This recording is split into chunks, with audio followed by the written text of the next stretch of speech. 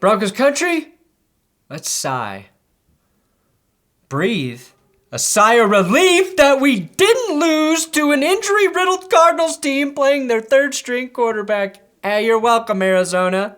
And also thank you for the gracious defeat because you improved your draft position and made the Seahawks draft spot worse. That's a savvy move to weaken a division rival. Wait, what's this? No, the Seahawks still pick ahead of the Cardinals because the Broncos' strength of schedule is worse? Damn it, I'm sorry, Arizona. I thought we were helping each other out. In the battle of the backups, the Broncos rocked with Brett Rypien, and the Cards started with Colt McCoy, who did not finish the game due to a concussion. The first half of this game was truly on pace for a new worst game ever at a 3-6 score at half. But something changed for the Broncos after halftime. Today, we relive the not new worst game ever. That's good at sports.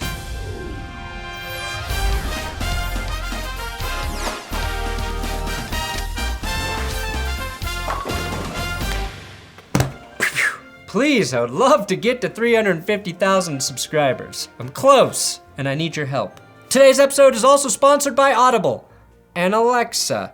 Listening to Audible on Alexa. Audible and Alexa are together, like a celebrity couple, but one that will totally stay together. Audible sponsored this show 3 years ago, and since then, I've kept my Audible subscription. I've listened to 73 audiobooks, and I've achieved 13 badges, including Night Owl. You know, listening to book after book after book while dealing with the baby for the first 2 years of her life. Because you're up late all the time. And I listen to Audible on my Alexa when I exercise pretty much every day. These hands need to be free to build these guns, and Alexa allows me to do that. Alexa, read Fear the Wolf. Getting your selection from Audible. Resuming Fear the Wolf. A part of him wishes it were that simple. Right now, I suggest checking out Fear the Wolf by James Patterson. Alexa customers can just say, Alexa, read Fear the Wolf, and you can listen for free. It's labeled as a power family football thriller. Essentially, imagine if a certain owner of a team formerly with a very generic name was the good guy. There's a bunch of free titles this month. Just use my link below to sign up. Okay, the first half of this game was painful. The most and second most penalized teams in the NFL go to battle with their backup quarterbacks. What could go wrong? How bad was the first half of this game? Well, as a Broncos fan, I was begging for the Broncos to put in Cardinals' former practice squad quarterback Jarrett Garantano, who was the Broncos' backup QB after the 49ers claimed their other backup QB, Josh Johnson, off of waivers 2 weeks ago. I wanted that guy to go in and play ball. I mean, the last time the Broncos took a number 16 who played quarterback from Arizona, it worked out pretty well. After watching J.J. Watt and the Cardinals defense sack Brett Rypien 5 times in the first half, that felt like my only option. J.J. Watt was having a field day in the first half. It was like if J.J. Watt showed up to a middle school field day and just started beating the shit out of all the 14-year-old boys. JJ, this is a sack race. Why are you body slamming these kids? Stop, JJ, stop! It wasn't just his 3 sacks. He batted down a pass and then just effortlessly swiped the ball out of Brett Rypien's hands, causing a fumble that the Cardinals recovered, which helped Arizona get a field goal right before halftime, which honestly felt like could possibly be the last point scored in this game. Many thought Watt was showing the number 3 as a sign of the total number of sacks he had. Wrong. That was a tribute to the number of years he thinks his former teammate Deshaun Watson should be in prison. Respect, JJ. Respect. Always have a message. Like end hate, which I'm pretty sure is the Broncos' message to the world to just like relax and chill out about Russell Wilson for a while. Now before that field goal, we were looking up When the last 3-3 tie in the NFL was during the live stream of the game. It was October 31st, 1937, by the way. During a weekend of some of the most thrilling football, this felt like the tranquilizer of football games. Actually, it felt like the tranquilizer's tranquilizer. The thing you give to the tranquilizer when the tranquilizer wants to go to sleep. Arizona wasn't protecting Colt McCoy too much better. McCoy got blasted by the Swiss Army knife Alex Singleton, threw this bad interception to Justin Simmons, who unfortunately could not get into the end zone. Denver, of course, would settle for missing a 38-yard field goal after that, which is when I started to think the Broncos were doomed. But they kept attacking. Big Honey Dejon Williams also sacked Colt McCoy in the first half. Now, things were bleak, but I thought, hey, if the Vikings can come back from a 33-0 deficit, I honestly believe the Broncos could come back from a staggering 9-3 deficit. That's how insane football was this weekend. I had hope.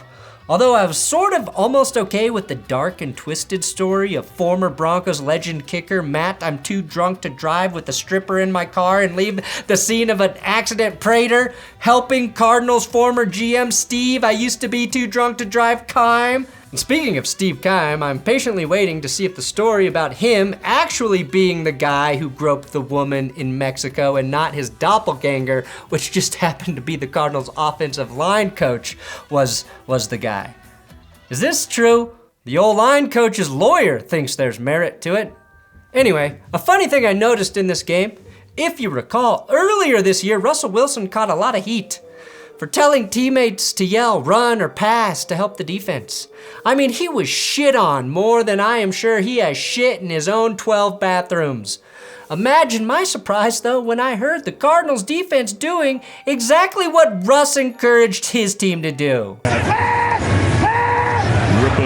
to Marlon Mack. But since the Cardinals aren't very good, I don't know what to make of this.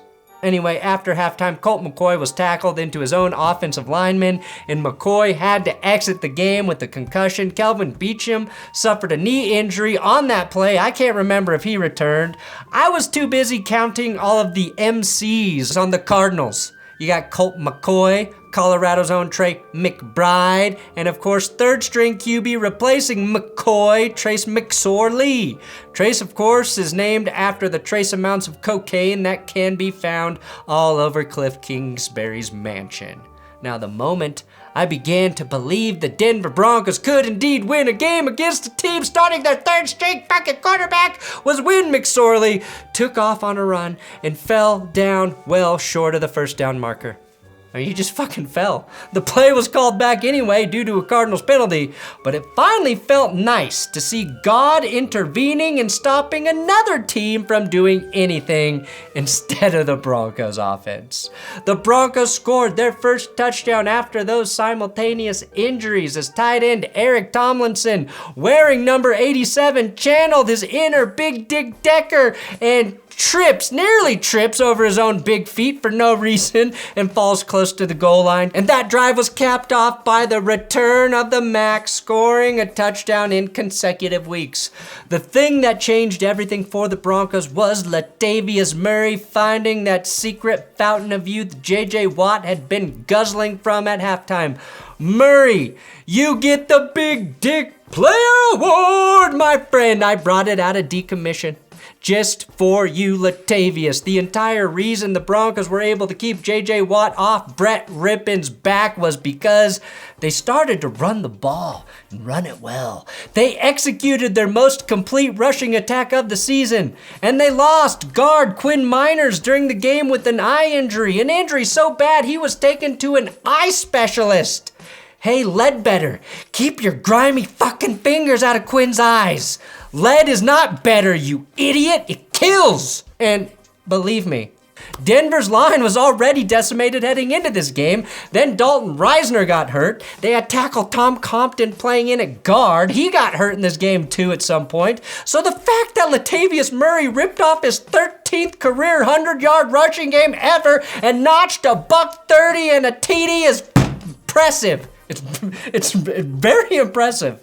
And as soon as I proclaimed Brett Rypien is for real, Brett gripped it and ripped it right into double coverage for a Cards pick.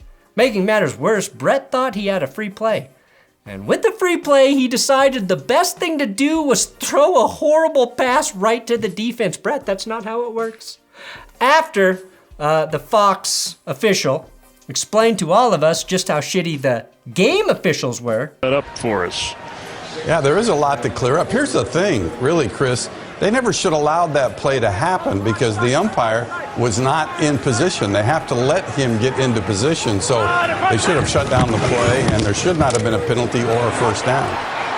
All right, thank you, Mike. Justin Simmons picked off Trace. My butt gets McSorley after eating too much McDonald's.